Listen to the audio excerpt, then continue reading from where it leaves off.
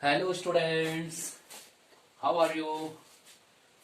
एक बार फिर से आपका स्वागत है मेरे यूट्यूब चैनल पे।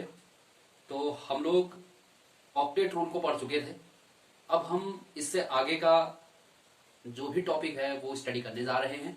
सबसे पहले मैं आपको बता दूं कि आज हम क्या डिस्कस करने वाले हैं। आज हमारा टॉपिक रहने वाला है types of chemical bonding. Types of chemical bonding. Class 11th में हम लोग टाइप्स ऑफ केमिकल बॉन्डिंग में फर्स्ट टाइप पढ़ेंगे आयोनिक बॉन्ड, सेकंड पढ़ेंगे हम कोवलेंट बॉन्ड, थर्ड पढ़ेंगे कोऑर्डिनेशन बॉन्ड। कोऑर्डिनेशन बॉन्ड, देखिए आपके पास बहुत सारे मॉलिक्यूल्स होते हैं। अल्टीमेटली आपका गोल क्या है, उन एटम्स, उन मॉलिक्यूल्स का जो शेप होता है, जो ज्योमेट्री होती है वो कैसी होती है, उसको आपको एक्सप्लेन करना है। जैसे देखिए मैं कहता हूं कि एक मॉलिक्यूल आपके पास है, वो एक स्फेरिकल टाइप का दिखता है, या मैं कहता हूं कि वो स्फेरिकल नहीं, वो रेक्टेंगुलर टाइप का दिखता है, या फिर मैं कह दूं कि नहीं वो तो कुछ अलग ही तरीके का दिखता है ना। तो कैसे इसको प्रॉपर एक्सप्लेन करेंगे, ठीक है। यानी कि किसी भी मॉलिक्यूल का जो ज्योमेट्री होगी वो कैसा दिखता है, इसको प्रॉपर एक्सप्लेन कौन करता है, टाइप्स ऑफ केमिकल बॉन्डिंग। यानी कि आपको चेक करना पड़ेगा कि उस मॉलिक्यूल में कौन से टाइप की केमिकल बॉन्डिंग प्रेजेंट है। अगर उस मॉलिक्यूल में आपका आयोनिक बॉन्ड प्रेजेंट है तो आपका बनेगा क्रिस्टल। ध्यान देना, बहुत ज्यादा इंपॉर्टेंट चीज बोल रहा हूं मैं, क्रिस्टल। अगर आपका मॉलिक्यूल कोवलेंट बॉन्ड एग्जिस्ट करता है उस मॉलिक्यूल में, तो उस मॉलिक्यूल की जो ज्योमेट्री है या जो उसका शेप है उसको डिस्कस करने के लिए आती है कुछ थ्योरीज। पहली थ्योरी आती है VSCPR, VSEPR, valence shell electron pair repulsion theory. Second आता है, क्योंकि ये भी फेल हो जाता है, कंप्लीटली नहीं समझा पाता है, तो आपका आता है बैलेंस बॉन्ड थ्योरी। और फिर लास्ट आता है आपका, ये लास्ट आता है आपका क्या, मॉलिक्यूलर ऑर्बिटल थ्योरी, जो क्लास 11th में आप लोग पढ़ते हो। ध्यान देना। फिर कोऑर्डिनेशन बॉन्ड के थ्रू भी कई मॉलिक्यूल्स बनते हैं, ठीक है। तो इसको अलग से यहाँ पर स्टडी करेंगे नहीं, बस देखेंगे कि कौन कौन से एलिमेंट्स में या कौन कौन से मॉलिक्यूल्स में कोऑर्डिनेशन बॉन्ड एग्जिस्ट करता है और ये बॉन्ड किस तरीके का होता है। बस इतना सा हम इसके बारे में डिस्कस करेंगे। बाकी जो डिटेल स्टडी है वो आयोनिक बॉन्ड के बारे में और कोवलेंट बॉन्ड के बारे में है। एक बार मैं दोबारा बता दूं, आपके पास कोई मॉलिक्यूल है, आपको उसकी ज्योमेट्री जाननी है, ठीक है। यानी कि ये मॉलिक्यूल एग्जैक्टली कैसा होगा, कैसा दिखता होगा। अगर एग्जैक्टली आपको उस चीज को एक्सप्लेन करना है तो आपको क्या आना चाहिए, केमिकल बॉन्डिंग। क्योंकि केमिकल बॉन्डिंग के बिहाफ पे ही आप डिसाइड कर सकते हो कि ये मॉलिक्यूल किस तरीके का होगा। अगर उस मॉलिक्यूल में आयंस मौजूद हैं, है ना, और आयंस के बीच क्या कौन सा फोर्स लगता है, इलेक्ट्रोस्टैटिक फोर्स लगता है। और इलेक्ट्रोस्टैटिक फोर्स अगर किसी मॉलिक्यूल के बीच एग्जिस्ट कर रहा है तो इसका मतलब वो आयनिक बॉन्ड एग्जिस्ट कर रहा होगा वहां पर।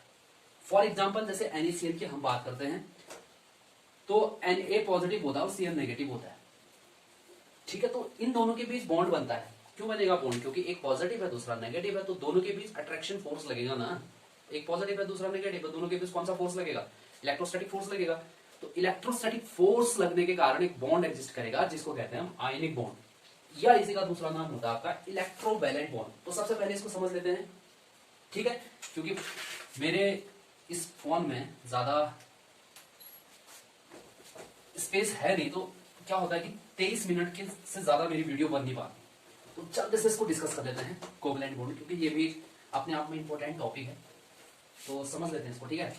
आयोनिक बॉन्ड, आयोनिक बॉन्ड, या इसको कहते हैं इलेक्ट्रोवैलेंट बॉन्ड। इलेक्ट्रोवैलेंट बॉन्ड समझ आ गया, ठीक है। अब आगे बढ़ते हैं, ये बनता कैसे है। एक स्टूडेंट ने मुझे क्वेश्चन पे पूछा था, सर Na के लास्ट ऑर्बिट से तो इलेक्ट्रॉन निकल गया है और Cl के लास्ट ऑर्बिट में इलेक्ट्रॉन आ गया, और अल्टीमेटली उन्होंने अपना नियरेस्ट जो नोबल गैस है उसका कॉन्फिगरेशन अटेंड कर लिया है, तो इनके बीच फिर भी बॉन्ड क्यों बनता है। कुछ इस तरीके से क्वेश्चन किया था कि स्टूडेंट ने, मैं उसको यहाँ पर क्लियर कर देता हूँ। देखो सबसे पहले क्या होता है ना, Na इसका जो एटॉमिक नंबर है 11 होता है। इलेक्ट्रॉनिक कॉन्फिगरेशन करो जल्दी से, यहाँ पर 1s2 2s2 2p6 6 to 10, ठीक है, 3s1, ओके। 6 2 8 8 2 10 10 1 11, ये इसका जो है इलेक्ट्रॉनिक कॉन्फ़िगरेशन होता है। NaCl का एग्जांपल दे रहा हूं, इसी के थ्रू मैं समझा रहा हूं आयनिक बॉन्ड को। जल्दी से देख लो, क्लोरीन का कितना होता है एटॉमिक नंबर, जल्दी से। क्लोरीन का 17 होता है और इसका कॉन्फ़िगरेशन लिखते देखते हैं 1s2 2s2 2p6 3s1, अरे यार 3s2 और 3p5। गिनो, 17 होना चाहिए, 2 4 10 12 5 17। क्लियर हो गया था ना। अच्छा अब आगे बढ़ते हैं।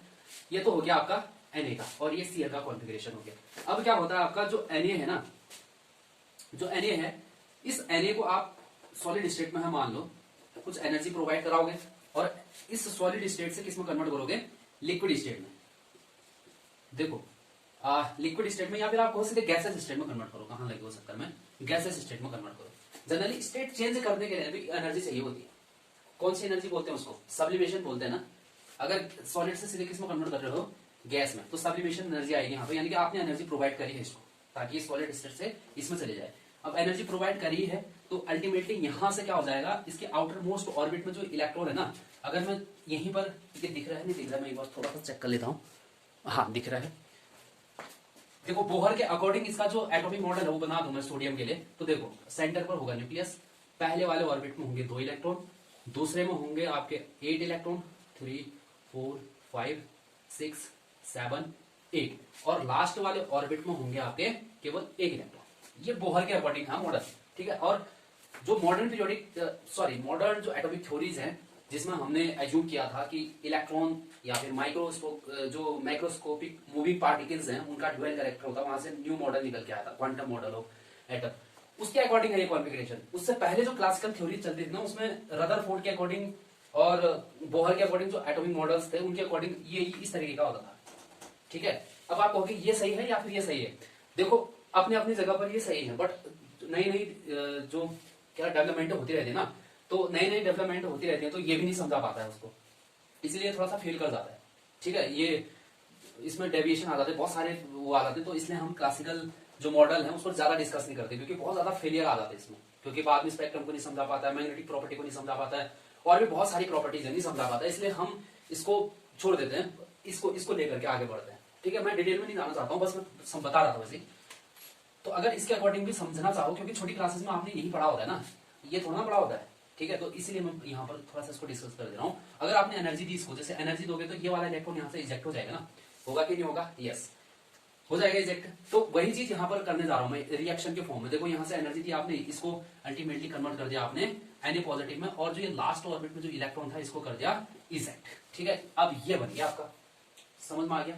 अच्छा जो एनर्जी आपने प्रोवाइड करी होगी ना, जो एनर्जी किसी एटम को आयनाइज करने के लिए दी जाती है, उस एनर्जी को बोलते हैं आयनाइजेशन एनर्जी, आयनाइजेशन एनर्जी, या इसी को बोलते हैं आयनाइजेशन इंथैल्पी। ध्यान देना, मैं बार बार इसको मेंशन नहीं करूंगा। आपने सोडियम गैसेस स्टेट में उसको कन्वर्ट किया सोडियम पॉजिटिव गैसेस स्टेट में, तो इस दौरान जो एनर्जी आपने दी होगी, यानी कि किसी भी एटम के गैसेस स्टेट से उसके पॉजिटिव आयन में कन्वर्ट करने के लिए जो एनर्जी प्रोवाइड करी जाती है, उसी को बोलते हैं ionisation enthalpy. Enthalpy means energy है, कंफ्यूज मत करना, ये एंथैल्पी कैसी अलग सा वर्ड आ गया, नहीं, एंथैल्पी मींस एनर्जी है, ठीक है। यानी कि जो एनर्जी आपने इसको एनालाइज करने में प्रोवाइड करी होगी, वही एनर्जी की बात चल रही है। तो ये Na पॉजिटिव में आ गया, ठीक है, ये पॉजिटिव समझो। या इस वाले मॉडल में आओ, जल्दी से इस मॉडल में आओ। देखो इसमें कितने इलेक्ट्रॉन है, कितने इलेक्ट्रॉन है, गिनो, 11 इलेक्ट्रॉन। सोडियम में 11, सोडियम में इलेक्ट्रॉन कितने हैं, 11 इलेक्ट्रॉन। तो प्रोटॉन कितने होंगे सेंटर न्यूक्लियस में, 11 ही होंगे प्रोटॉन में। प्रोटॉन पर पॉजिटिव चार्ज होता है, इसलिए मैंने पॉजिटिव करके लिख दिया, ठीक है। क्योंकि किसी भी एटम में number of electron is equal to number of proton, तभी तो इलेक्ट्रिकली न्यूट्रल होता है। बार बार मैं इसको मेंशन नहीं करना चाहता हूं, लेकिन मैंने आपको थोड़ा सा याद दिला दिया है, ठीक। अब सुनो, अब Na पॉजिटिव में अगर बात करो इलेक्ट्रॉन्स, तो कितने इलेक्ट्रॉन्स है भाई इसमें, एक इलेक्ट्रॉन तो निकल चुका है, तो 11 की जगह कितने बचे आप, 10, तो 10 इलेक्ट्रॉन। और प्रोटॉन कितने हैं, उतने ही हैं, यानी कि 11 थे पहले, अब भी 11 ही है। समझ आ गया, क्लियर हो गया। यानी कि Na पॉजिटिव में आपके पास एक प्रोटॉन ज्यादा है, यानी कि एक पॉजिटिव चार्ज ज्यादा है। समझ आ गया। अब बात करते हैं क्लोरीन की, क्लोरीन की बात करते हैं। अगर मैं Cl नेगेटिव की अगर मैं बात करूं, तो इसका मतलब आपने क्या किया होगा, Cl में एक इलेक्ट्रॉन ऐड किया होगा, तब जाकर के ये Cl नेगेटिव में कन्वर्ट हुआ होगा। Are you getting my point? Yes, क्योंकि आप लास्ट वाले ऑर्बिट में एक इलेक्ट्रॉन ऐड कर रहे हो क्लोरीन का जनरली, ठीक है, इतना ही। यानी कि इसी तरीके से एक मॉडल बनेगा ना, इसका भी इसी तरीके से मॉडल बनेगा, और आउटर मोस्ट ऑर्बिट में एक इलेक्ट्रॉन ऐड कर रहे होगे। अभी जो ये इलेक्ट्रॉन को ऐड करना, इलेक्ट्रॉन को रिमूव करना, ये इतना आसान नहीं होता, एनर्जी देनी पड़ती है ना, एनर्जी लगती है उसमें, समझ में आ रही बात? तो जो एनर्जी आपको यहां पर देनी पड़ रही है ना, उसी को बोलते हैं electron gain enthalpy, electron gain enthalpy. क्योंकि देखो Cl में है ना, Cl में इलेक्ट्रॉन 17, प्रोटॉन कितने होंगे? 17 ही होंगे। लेकिन Cl नेगेटिव की बात करो, इसमें देखो यहां तक तो दिख नहीं रहा होगा बोर्ड में, ठीक है, हाँ दिख रहा है थोड़ा सा। तो Cl नेगेटिव है, तो Cl नेगेटिव में नंबर ऑफ इलेक्ट्रॉन 18 हो जाएंगे, और प्रोटॉन की बात करो तो 17, यानी कि 18 इलेक्ट्रॉन को संभालने के लिए इसमें 17 ही प्रोटॉन मौजूद है, ठीक है, यानी कि क्योंकि एक इलेक्ट्रॉन ज्यादा है ना, इसीलिए। अब क्या होगा, क्लोरीन नेगेटिव के पास एक इलेक्ट्रॉन ज्यादा, Na पॉजिटिव के पास एक प्रोटॉन ज्यादा। अब देखो एक के पास एक इलेक्ट्रॉन ज्यादा है, एक के पास एक प्रोटॉन ज्यादा है, यानी कि दोनों को अगर बैलेंस होना है तो एक दूसरे के करीब नहीं आएंगे वो, यानी कि एक पर नेगेटिव चार्ज ज्यादा है, एक पर पॉजिटिव चार्ज ज्यादा है, तो अपोजिट चार्ज एक दूसरे को क्या करते हैं? अट्रैक्ट करते हैं, क्योंकि उनके बीच इलेक्ट्रोस्टैटिक फोर्स लगता है, इसका ध्यान देना। इसीलिए यहां पर क्या होता है ना, क्योंकि इस ओवरऑल प्रोसेस में आप देख रहे होगे, तो इस ओवरऑल प्रोसेस में एक चीज आपने देखी होगी, यहां पर इलेक्ट्रॉन का कंप्लीट ट्रांसफर हो रहा है। कैसे? क्योंकि यहां पर Na पॉजिटिव से कंप्लीटली एक इलेक्ट्रॉन निकल जा रहा था, और जो ये निकला हुआ इलेक्ट्रॉन था ये कंप्लीटली क्लोरीन के आउटर मोस्ट ऑर्बिट में जाके चले जा रहा था, ठीक है। तो इस तरीके से Na पॉजिटिव और Cl नेगेटिव बने थे। जब ये Na पॉजिटिव Cl नेगेटिव के करीब आया होगा तो इलेक्ट्रोस्टैटिक फोर्स लगा होगा इन दोनों के बीच, यही इलेक्ट्रोस्टैटिक फोर्स ही तो आयनिक बॉन्ड है, बात खत्म। ये बॉन्ड भी एक प्रकार का फोर्स होता है, ठीक है, यानी कि एक पॉजिटिव चार्ज आया, एक नेगेटिव चार्ज आया, दोनों ने एक दूसरे को अट्रैक्ट किया, तो इन दोनों के बीच के अट्रैक्शन फोर्स को ही हम कहेंगे ionic bond. That is clear? Okay, तो ये चीजें हैं, समझ में आ गया ना। तो यहां पर तो सिंगल इलेक्ट्रॉन की ट्रांसफर हो रहा था, complete transfer of one electron, लेकिन कई एटम्स ऐसे भी हो सकते हैं, कई मॉलिक्यूल्स जिनमें एक से ज्यादा इलेक्ट्रॉन्स के ट्रांसफर के कारण से कोई मॉलिक्यूल बना होगा या कोई बॉन्ड बना होगा, ठीक है। चलो, अब मुझे लगता है कि इतना समझ में आ जाना चाहिए, तो मैं जल्दी से आपको कर देता हूं नया इसी का आगे, वो है आपका क्या है, फैक्टर्स अफेक्टिंग आयनिक बॉन्ड्स, यानी कि आयनिक बॉन्ड्स को कौन कौन से फैक्टर अफेक्ट करते हैं। फैक्टर्स अफेक्टिंग आयनिक बॉन्ड्स, आयनिक बॉन्ड, तो आयनिक बॉन्ड को कौन कौन से फैक्टर अफेक्ट करते हैं, बताओ जल्दी से। देखो आयनिक बॉन्ड बन रहा है, उस आयनिक बॉन्ड को कौन कौन से फैक्टर अफेक्ट कर रहे हैं? सबसे पहले इलेक्ट्रॉन गेन एंथैल्पी, यस, या आप लोग कह सकते हो आयनाइजेशन एंथैल्पी, ठीक है। तो आयनाइजेशन एंथैल्पी कैसे अफेक्ट करता है, जल्दी से ध्यान दो। अगर आयनिक एंथैल्पी ज्यादा होगी, यानी कि किसी जैसे Na पॉजिटिव था ना, Na था, अगर इसको एनर्जी बहुत ज्यादा देनी पड़ रही है आपको एनर्जी, तो इसका मतलब क्या होगा, इसकी आयनाइजेशन एंथैल्पी क्या होगी, बहुत ज्यादा होगी, यानी कि इसको आयंस में अगर कन्वर्ट करना है तो बहुत ज्यादा एनर्जी लग रही है, तो इसका मतलब क्या बॉन्ड जल्दी से बन पाएगा? नहीं। क्यों नहीं बन पाएगा? क्योंकि ये आयंस में ही कन्वर्ट नहीं हो पा रहा, पहले तो आयंस में कन्वर्ट होगा, फिर वो आयन दूसरे आयन के साथ इलेक्ट्रोस्टैटिक फोर्स से आयनिक बॉन्ड बनाएगा ना, तो इसका मतलब है ये जो आयनाइजेशन एंथैल्पी है ना, ये डायरेक्ट अफेक्ट कर रहा है आयनिक बॉन्ड को। इसका मतलब आयनिक बॉन्ड अगर बनना है तो जो आयनाइजेशन एंथैल्पी है उसको क्या होना चाहिए, लो होना चाहिए, लो आयोनाइजेशन इंथैल्पी। बाकी मैं हैंड रिटन नोट्स आपको व्हाट्सएप पे सेंड कर ही दूंगा, ठीक है, तो उसकी टेंशन मत लो, अभी केवल समझने में ध्यान दो। तो पहला ये हो गया, पहला फैक्टर। अब सेकंड फैक्टर क्या होगा भाई, पॉजिटिव चार्ज जब बन रहा था तो आपका आ रहा था आयनाइजेशन एंथैल्पी, अब नेगेटिव चार्ज बन रहा है, जैसे Cl था एक इलेक्ट्रॉन Cl नेगेटिव में, तो यहां पर जो एनर्जी लगेगी उसको क्या बोलेंगे, कौन सी एनर्जी बोलेंगे, इलेक्ट्रॉन गेन एंथैल्पी बोलेंगे ना उसको, इलेक्ट्रॉन गेन एंथैल्पी। वैसे ये टर्म मैंने पहले भी एक्सप्लेन कर चुका हूं आप लोगों को, तो मुझे लगता है आप लोगों को, बहुत सारे लोगों को ये आता भी होगा, ठीक है। तो ये चीजें हैं। चलो, दो फैक्टर तो हो गया, ठीक है। अब तीसरा फैक्टर जल्दी से बताओ, तीसरा फैक्टर क्या होगा। अच्छा ये बताओ, जो ये इलेक्ट्रॉन गेन एंथैल्पी है ना, ये हाई होगी या लो होगी, इलेक्ट्रॉन गेन एंथैल्पी हाई होगी या लो होगी, बताओ।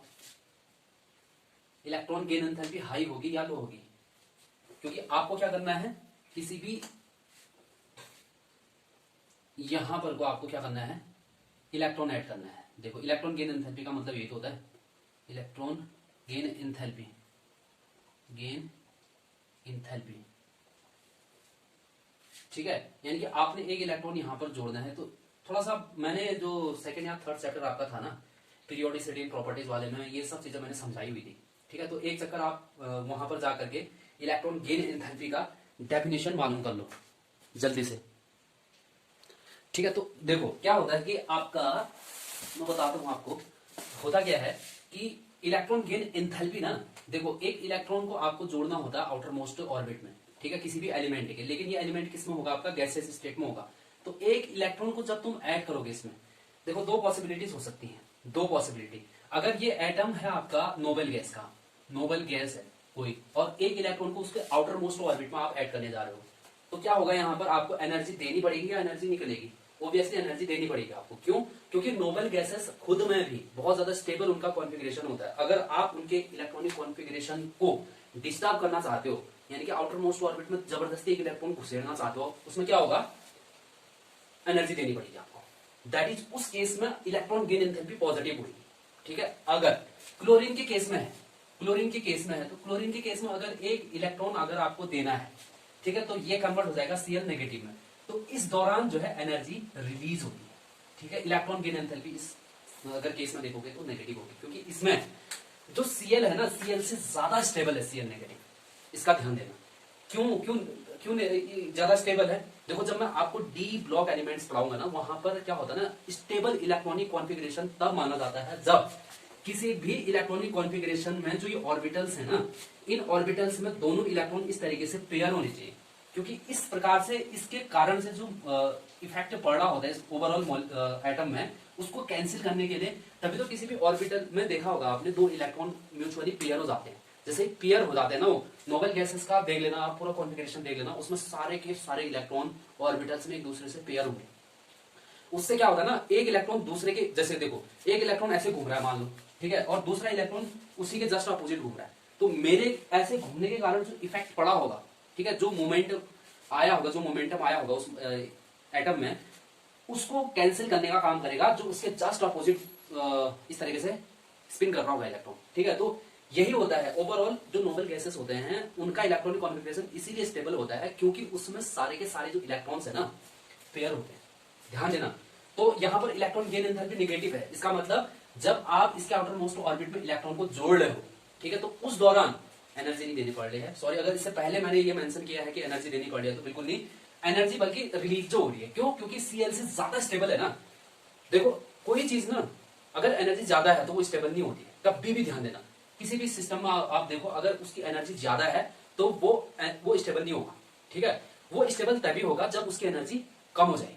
वही होता है, जैसे पहाड़ों से क्या पानी नीचे को गिर रहा है, क्यों गिर रहा है? क्योंकि पहाड़ों में अगर बात करो एच हाइट पर उसकी पोटेंशियल एनर्जी कितनी होगी, mgh होगी ना, यानी कि उसकी पोटेंशियल एनर्जी ज्यादा है वहां पर, ठीक है। अब हाइट अगर कम कर दोगे, mgh में हाइट कम कर दोगे तो उसकी पोटेंशियल एनर्जी कम नहीं हो जाएगी, ठीक है। इसका मतलब है कि पानी जो है हायर एनर्जी लेवल से लोअर एनर्जी लेवल की तरफ को फ्लो कर रहा है। तो नेचर में ऐसा ही होता है, ठीक है, नेचर में हमेशा ऐसा ही होता है। अगर आपके पास सिस्टम ऐसा है जिसकी एनर्जी बहुत ज्यादा है, तो वो सिस्टम ज्यादा देर तक एग्जिस्ट नहीं करेगा। उसकी टेंडेंसी होगी कि एनर्जी को रिलीज करके अपनी एनर्जी को कम कर दें, और एनर्जी को कम कर दें तो उसके बाद वो स्टेबल हो जाएगा, ठीक है। तो ये होता है।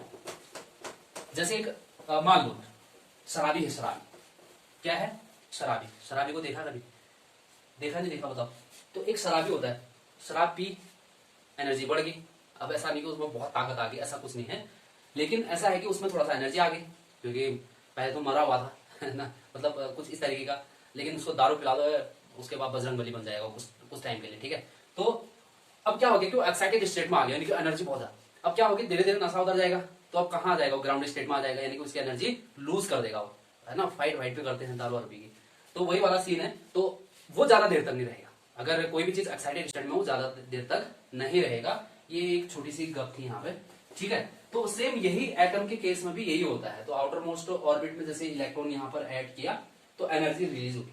जैसे Cl के आउटर मोस्ट में इलेक्ट्रॉन ऐड किया, ठीक है, तो वैसे ही ये कन्वर्ट हो जाएगा Cl नेगेटिव में, और सामने एनर्जी निकल जाएगी। क्यों? क्योंकि Cl से ज्यादा स्टेबल कौन है, Cl नेगेटिव, इसीलिए, ठीक है। इसका मतलब यहाँ पर एनर्जी रिलीज हो रही होगी। तो इसी को बोलते हैं इलेक्ट्रॉन गेन एंथैल्पी, यानी कि इलेक्ट्रॉन को गेन करने के बाद जो एनर्जी निकलती है और प्रत्येक एटम के साथ देखो, कुछ एटम्स के साथ ये पॉजिटिव में भी होता है, क्योंकि आपको अगर नोबल गैसेस के आउटर मोस्ट ऑर्बिट में इलेक्ट्रॉन को डालना है तो आपको एनर्जी देनी पड़ेगी, ना कि एनर्जी निकलेगी। मैं ज्यादा एक्सप्लेन नहीं करने वाला हूं इससे ज्यादा। चलो अब मैं पहुंचा कहां पर था बताओ तो। हाँ, फैक्टर्स फैक्टिंग में पहुंचा था। पहला मैंने इलेक्ट्रॉन गेन नहीं आयनाइजेशन एंथैल्पी की बात करी, फिर यहां पर मैंने इलेक्ट्रॉन गेन एंथैल्पी की बात करी। तो इलेक्ट्रॉन गेन एंथैल्पी हाई होनी चाहिए या फिर लो होना चाहिए, तो मैं कहूंगा हाई होनी चाहिए। क्यों? क्योंकि क्लोरीन, अगर क्लोरीन नेगेटिव में कन्वर्ट हो रहा है तो जितनी ज्यादा एनर्जी रिलीज होगी, मतलब अगर मान लो 20 इसकी एनर्जी है, अगर इसकी एनर्जी 15 है तब ज्यादा स्टेबल होगा, या फिर जब इसकी एनर्जी 10 होगी तब ज्यादा स्टेबल होगा। देखो अगर 20 से अगर 15 में कन्वर्ट हुआ होगा, जैसे Cl का 20 जूल एनर्जी है, Cl नेगेटिव का अगर 15 जूल एनर्जी है, तो टोटल कितनी एनर्जी रिलीज हुई होगी, यानी कि E की वैल्यू इस वाले केस में क्या होगी, 5 जूल एनर्जी निकली होगी। अगर इस वाले सिनेरियो में देखो तो पहले Cl की 20, अब Cl नेगेटिव की अगर 10 है, तो इस दौरान कितनी एनर्जी निकली होगी, 10। बताओ मेरे को ईमानदारी से बताओ, इस केस में Cl नेगेटिव ज्यादा स्टेबल होगा या इस केस में ज्यादा स्टेबल होगा? ऑब्वियसली आपका आंसर रहने वाला है इस केस में ज्यादा स्टेबल होगा। क्यों? क्योंकि इसकी एनर्जी 15 है, इसकी एनर्जी 10 है, कम एनर्जी वाला ज्यादा स्टेबल। ठीक है, तो इसमें जो एनर्जी है वो ज्यादा निकली है कंपेरिजन इसके। ठीक है, यानी कि एनर्जी आपका आयनाइजेशन जो इलेक्ट्रॉन गेन एंथैल्पी है वो आपका ज्यादा है।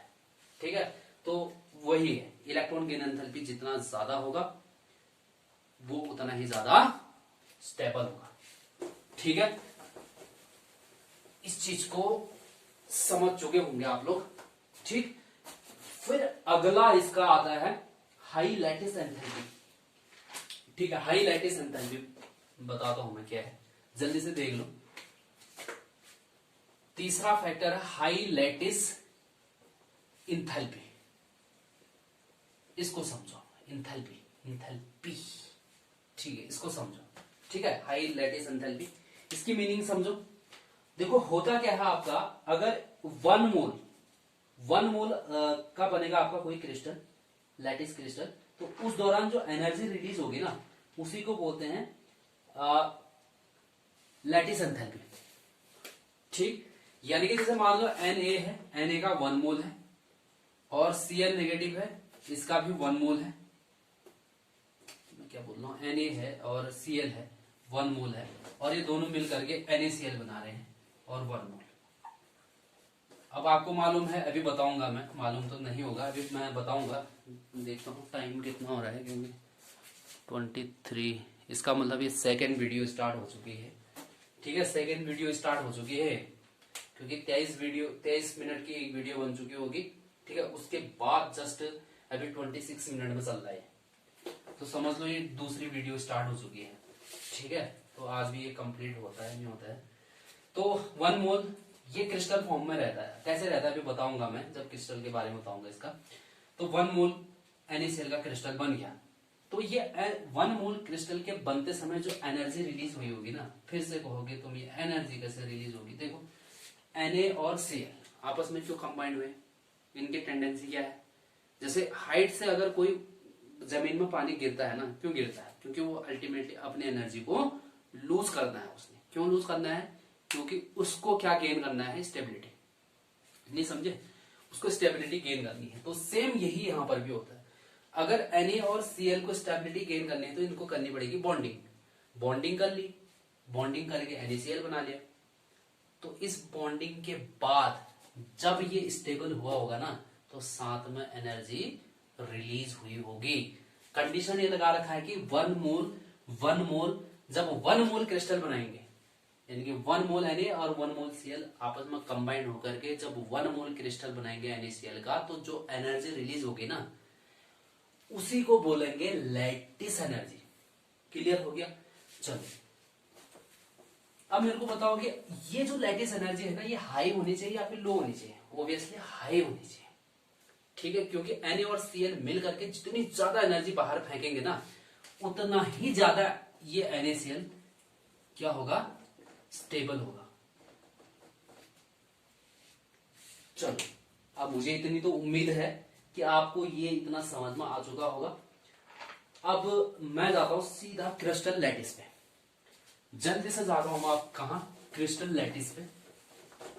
ठीक है, तो क्रिस्टल लैटिस क्या होता है, समझो क्रिस्टल लैटिस क्या होता है। क्रिस्टल का बनता है जब आयंस आपस में इलेक्ट्रोस्टैटिक फोर्स के थ्रू जुड़ते हैं, तभी एक क्रिस्टल बनता है। देखो कैसे, अब NaCl है, NaCl है, ध्यान देना, यही से मैं क्रिस्टल बनाने वाला हूं। इस पर पॉजिटिव, स्लाइटली पॉजिटिव अगर बोलते हो, इस पर स्लाइटली नेगेटिव होगा। अब आपके पास ऐसा तो है नहीं ना कि एक ही मॉलिक्यूल होगा NaCl का, ऐसा तो है नहीं। आपके पास मान लो घर में नमक है, एक मुट्ठी नमक निकालो। अब आपको क्या ऐसा लगता है कि इस नमक में केवल एक ही मॉलिक्यूल है, ऐसा तो है नहीं ना भाई। 2 मार्कर है मेरे पास, ऐसे ही 3 मार्कर, 4 मार्कर, पूरा बंडल हो सकता है ना मेरे पास। ठीक है, तो ऐसा ही क्या है कि NaCl का भी 1 मॉलिक्यूल, 2 मॉलिक्यूल, 3 मॉलिक्यूल, ऐसे हजारों मॉलिक्यूल बन करके तभी तो क्रिस्टल बना है। नहीं समझ रहे हो? अब अगर आपके पास इतना छोटा भी NaCl है ना, तो उसमें आपके हजारों, पता नहीं, मुझे तो काउंटिंग पता नहीं है। ठीक है, मुझे क्या, किसी को भी नहीं मालूम होगा। अगर 1 मोल लोगे तो पता ही है कितने होंगे, आपको अंदाजा आ रहा है 1 मोल में कितने पार्टिकल होते हैं। एवोगैड्रो नंबर के बराबर पार्टिकल होते हैं ना, पहले ही मैं बता चुका हूं आप लोगों को। ठीक है, तो आप एवोगैड्रो नंबर को गिन लोगे, इतना बड़ा नंबर है भाई, गिन नहीं पाओगे। दो मार्कर है तो गिनने में आसानी है। ठीक है, अगर पूरी दुनिया में कितने मार्कर हैं कहोगे तो न जाने कितने मार्कर हैं। ठीक है, तो खैर छोड़ो, अब यहां आ जाओ। अगर एक मुट्ठी आपने क्या जो भी है 1 मोल लिया है, तो 1 मोल में आपके बहुत सारे NaCl होंगे। ठीक है, बहुत सारे मॉलिक्यूल होंगे NaCl के, तो वो आपस में एक दूसरे को अफेक्ट करेंगे, नहीं करेंगे? क्यों नहीं करेंगे भाई। देखो एक Na में देखो ना, इन दोनों में अगर इलेक्ट्रोनेगेटिविटी का डिफरेंस देखो तो बहुत ज्यादा है। मैंने समझाया भी आपको इलेक्ट्रोनेगेटिविटी क्या होती है। इलेक्ट्रोनेगेटिविटी, इलेक्ट्रोपॉजिटिविटी, है ना। जैसे Cl है, Cl बहुत ज्यादा इलेक्ट्रोनेगेटिव होता है। क्यों? क्योंकि इसको कैसे ना कैसे अपने नियरेस्ट, है ना, क्लोरीन आर्गन का जैसा इलेक्ट्रॉनिक कॉन्फ़िगरेशन बनाना होता है इसने। तो ये कैसे ना कैसे क्या करता है, इलेक्ट्रॉन को एक्सेप्ट करके उसका कॉन्फ़िगरेशन प्राप्त कर लेता है, जो इसके जस्ट बगल में आता है। क्लोरीन के बाद आर्गन आता है, उसके जैसा इलेक्ट्रॉनिक कॉन्फ़िगरेशन बनाने की टेंडेंसी होती है। तो ये बहुत ज्यादा इलेक्ट्रोनेगेटिव होता है। यानी कि इलेक्ट्रोनेगेटिव वो एलिमेंट होते हैं, वो एटम होते हैं जिनको ऑक्टेट पूरा करने के लिए इलेक्ट्रॉन चाहिए। समझ में आ गई बात। अब Na की अगर बात करोगे तो Na को अपना नियरेस्ट जो नियॉन है उसका जैसा इलेक्ट्रॉनिक कॉन्फ़िगरेशन अगर प्राप्त करना है, तो इसको अपने आउटर मोस्ट ऑर्बिट से एक इलेक्ट्रॉन को देने की टेंडेंसी होगी। दैट इज, यहां पर जो वर्ड आएगा ना, इलेक्ट्रोपॉजिटिविटी आएगी। तो ये हाईली इलेक्ट्रोपॉजिटिव है, ये हाईली इलेक्ट्रोनेगेटिव। और मैंने जब थोड़ी देर पहले बॉन्डिंग के बारे में बताया, तो वहां पर बताया कि यहां पर जब बॉन्ड बनता है तो इलेक्ट्रॉन्स का कंप्लीट ट्रांसफर होता है। कहा था, नहीं कहा था? कंप्लीट ट्रांसफर ऑफ इलेक्ट्रॉन कहा था ना।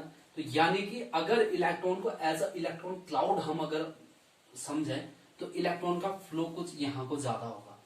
अब मैंने एक वर्ड यहां पर यूज किया है इलेक्ट्रॉन क्लाउड का।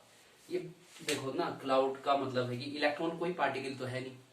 अब आप कहोगे कि ऐसा कैसे भाई, पहले हम देखो ड्वेल नेचर शो करता है ना, एटम ड्वेल नेचर शो करता है। एटम को आप इलेक्ट्रॉन, सॉरी, तो इलेक्ट्रॉन क्या है ना कि एज अ वेव भी बिहेव करता है, एज अ पार्टिकल भी बिहेव करता है। ठीक है, तो यानी कि ड्वेल नेचर शो करता है।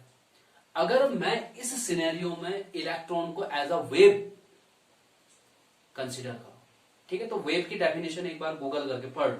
वेव क्या होता है? एक प्रकार की एनर्जी है। ठीक है, वेव क्या है? एक प्रकार की एनर्जी है। तो इलेक्ट्रॉन अगर वेव है, तो इलेक्ट्रॉन के पाए जाने की फिक्स जो जगह है, मैं नहीं कर सकता कि इलेक्ट्रॉन यहां पर को पाया जाएगा, बल्कि वहां पर कौन सा नया टर्म आता है? प्रोबेबिलिटी, है ना। वहीं से तो ऑर्बिटल निकल के आए थे। एटम में सब पढ़ा चुका हूं भाई, दोबारा नहीं पढ़ाऊंगा मैं, बता दिया मैंने, एक बार उसको रिवाइज कर लो। ठीक है, तो क्या होगा कि इलेक्ट्रॉन के पाए जाने की संभावना, तो मैक्सिमम संभावना कहां के तरफ को होगी? उस इलेक्ट्रॉन के पाए जाने की Cl की तरफ को, क्योंकि Cl ज्यादा इलेक्ट्रोनेगेटिव है। तो ये सारे के सारे ये इलेक्ट्रॉन जो है, मैक्सिमम इलेक्ट्रॉन डेंसिटी यही को होगी। अगर मैं ऐसे बनाऊं इसको, ठीक है, यहां को क्या बन रहा है ऐसा, यानी कि इस तरीके का जैसा बनेगा। यहाँ पर Na है और यहाँ पर Cl है। यहाँ को बड़ा इसलिए बनाया क्योंकि इलेक्ट्रॉन की इस साइड को पाए जाने की संभावना उतनी ही ज्यादा है। ठीक है, तो ये चीजें हैं यहाँ पर। ठीक है, तो अब क्या होता है कि जो आपका क्रिस्टल बनता है ना, तो जो क्रिस्टल बनता है, तो मैंने इसी को मैंने इसीलिए इस तरीके का ना बना करके Na पर स्लाइटली पॉजिटिव लगा रखा और Cl पर स्लाइटली नेगेटिव लगा रखा है। तो समझ गए मैंने ऐसा क्यों लगा रखा है। ठीक है, अब उस पूरा जो सैंपल है आपका NaCl का जो सैंपल आपके पास, उसमें अगर दूसरा मॉलिक्यूल आएगा तो दूसरा मॉलिक्यूल कैसे आएगा? आपको क्या लगता है कि ये जो दूसरा मॉलिक्यूल है जस्ट इस तरीके से अरेंज होगा? नहीं, बिल्कुल नहीं। क्यों? क्योंकि पॉजिटिव के सामने पॉजिटिव कैसे आएगा भाई? नहीं आएगा ना। तो इसीलिए क्या होगा, अरेंज होने का तरीका देखो, इसके जस्ट नीचे Cl नेगेटिव, इसके जस्ट यहाँ पर Na पॉजिटिव। समझ रहे हो? यहाँ ये दिख रहा नहीं दिख रहा, छोटे राइटिंग हो रही है, समझ लो इस तरीके से। ठीक है, अगर तीसरा आपको करना होगा तो यहाँ पर Na पॉजिटिव और Cl नेगेटिव, इस तरीके से। इसी तरीके से तो अरेंज होंगे आपस में, क्योंकि अपोजिट चार्जेस वाले टर्मिनल एक दूसरे को अट्रैक्ट करेंगे, तो इसी तरीके से वो क्या होंगे, एक दूसरे पर पैक होंगे, नहीं होंगे? जैसे NaCl को एक बॉल मान लो ना, ऐसे दूसरा बॉल है, तो एक बॉल का ये वाला टर्मिनल अगर पॉजिटिव है तो दूसरे वाले बॉल का नेगेटिव टर्मिनल एक दूसरे के सामने इस तरीके से डालेंगे। ठीक है, मैंने तो इस तरीके से बोर्ड में बनाया। ये बोर्ड 2 डायमेंशनल है क्योंकि इसमें लेंथ है और ब्रेथ है, दो ही चीजें है। हाइट तो है ही नहीं, हाइट बनाने के लिए तो बाहर को होना चाहिए था, है ना। तो ये 2D में मैं इस तरीके से बना रहा हूं। अगर ये 3D में बनाऊं तो कैसे बनाऊंगा? ठीक है, इसीलिए मैं यहाँ पर क्रिस्टल के थ्रू समझाऊंगा। अब आता है क्रिस्टल का कॉन्सेप्ट, आपके समझ में अब आएगा धीरे धीरे। ठीक है, अगर मुझे 3D डायग्राम अगर बनाना है तो कैसे बनाऊंगा? देखो, सबको आता है, छोटी क्लासेस से ही आप पढ़ते आ रहे हो, क्यूबॉइड, क्यूब्स सब पढ़ते आ रहे हो ना। तो ठीक है, आज भी मैं आपको एक ऐसा ही दिखाऊंगा। ये आपको दिख गया है? दिखा नहीं दिखा? बड़ा गंदा सा फिगर बन रहा है। चलो, क्या हो रहा है? अरे यार, मैं एक बार मिटा देता हूं। ऐसे ही होता है जल्दबाजी में ना। जल्दबाजी का काम किसका होता है? शैतान का होता है ना। ठीक है, चलो।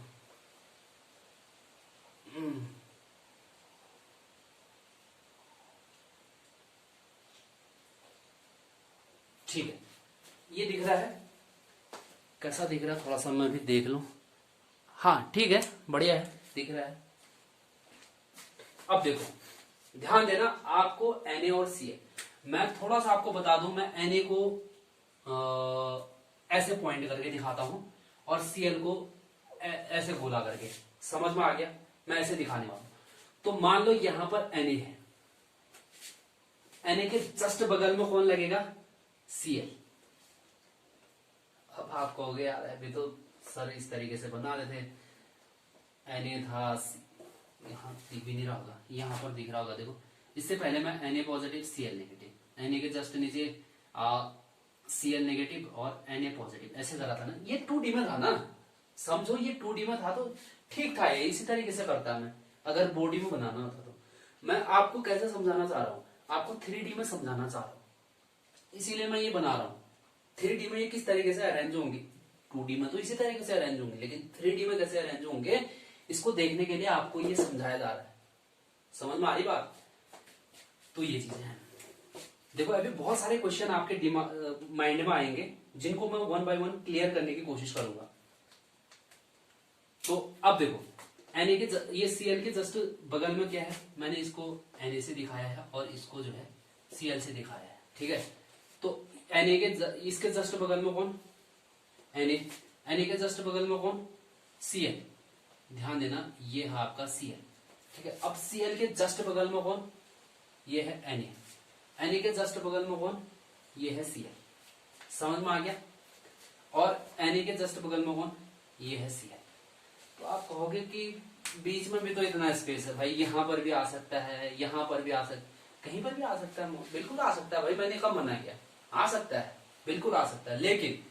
लेकिन अगर तुम क्या कर दो ना, मैंने तो इतना बड़ा बना रखा है, अगर आप इसको पिचका दो, मतलब ऐसे भी पिचका दो, ऐसे भी पिचका दो, तो ये अल्टीमेटली बहुत छोटा नहीं हो जाएगा, बहुत छोटा हो जाएगा ना इसका जो शेप है। तो उस केस में आप देखोगे कि इसी तरीके से ये आएंगे, यहाँ पर एन होगा, ठीक है। तो ये बनता है आपका ना, इसको बोलते हैं यूनिट सेल। बल्कि यूनिट सेल भी मैं अभी के लिए थोड़ा सा कंफ्यूज, गलत इंफॉर्मेशन आपको चले जाएगी अगर मैं इसको यूनिट सेल कहूंगा तो वो इसलिए क्योंकि पैकिंग होती है, वो पैकिंग समझाना पड़ेगा आपको, वो 12th में पढ़ोगे आप लोग, अभी आप बस इतना ही समझ लो, ठीक है। अगर आपको इसको और छोटा करना है तो चलो मैं छोटा सा इनके बीच बीच में इस तरीके से कट कर, मतलब बीच बीच में ऊपर वाला फिर ये नीचे वाला, ठीक है। इसको इसको इसको इसको मिला दो, ठीक। ये वाला ऐसे ऐसे कट कर दिया इसको, अब ऐसे तिरछे में कट करो, मान लो ऐसे ऐसे इसको और इसको। तो वैसे अलग अलग कलर का मार्कर मेरे पास होता ना, उससे और ज्यादा अच्छे से समझ में आता, लेकिन है नहीं मेरे पास, ठीक है।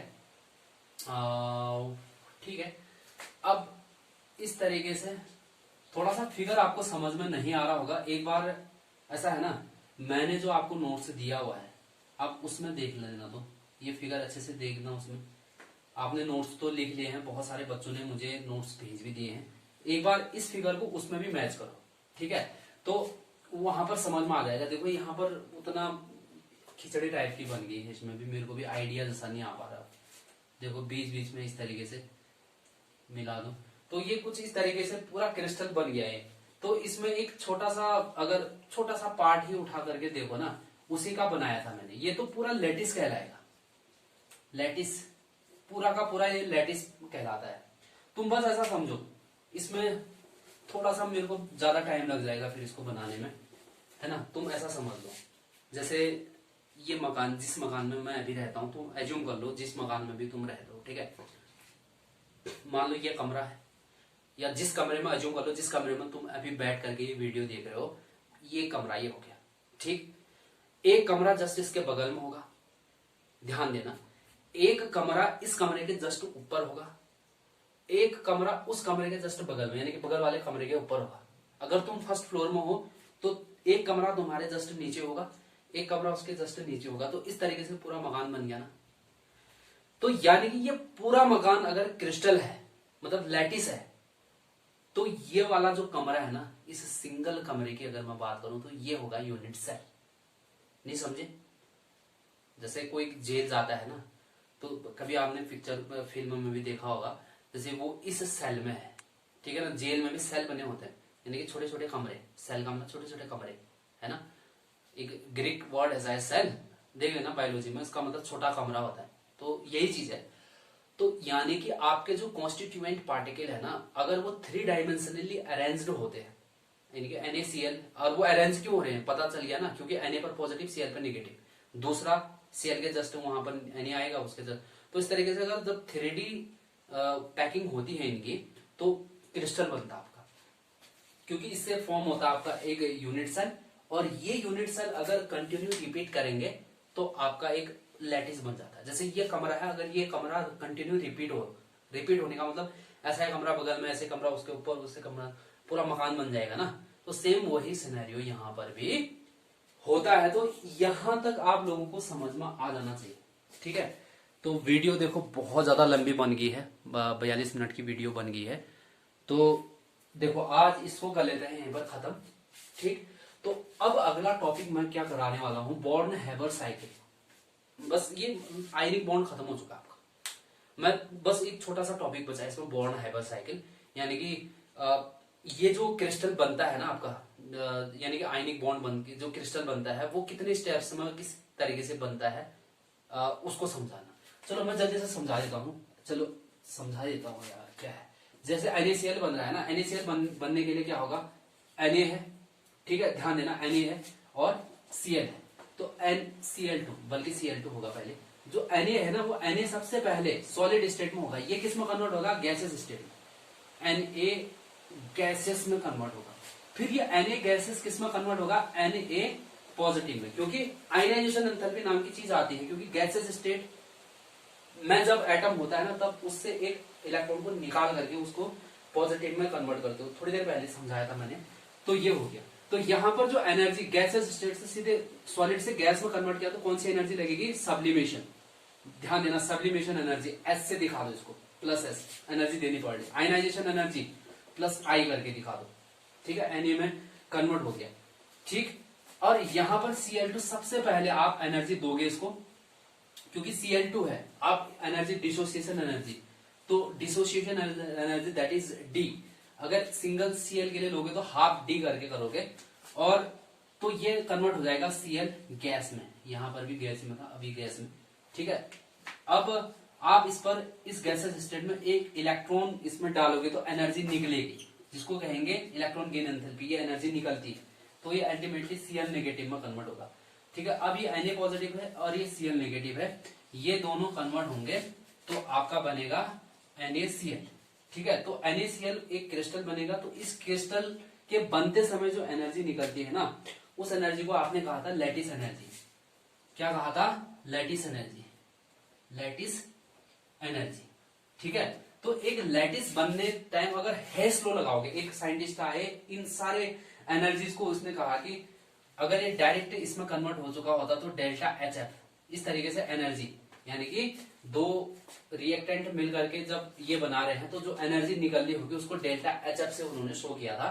तो ये डेल्टा HF किसके इक्वल होगा कहा था, हेस, एक साइंटिस्ट थे उनके अकॉर्डिंग, हेस HESS करके होता है, हेस लॉ करके, उनके अकॉर्डिंग जो ये डेल्टा HF है ना, दिस इज इक्वल टू, देखो क्योंकि सब्लिमेशन एनर्जी आपको देनी पड़ रही है, आयनाइजेशन एनर्जी भी आपको देनी पड़ रही है, प्लस आई, है ना, सब्लिमेशन एनर्जी प्लस आई, ठीक है, प्लस हाफ डी, और ये आपकी निकल रही माइनस ई, और लैटिस एनर्जी भी निकल रही है जिसको यू से आप दिखाओगे तो माइनस यू।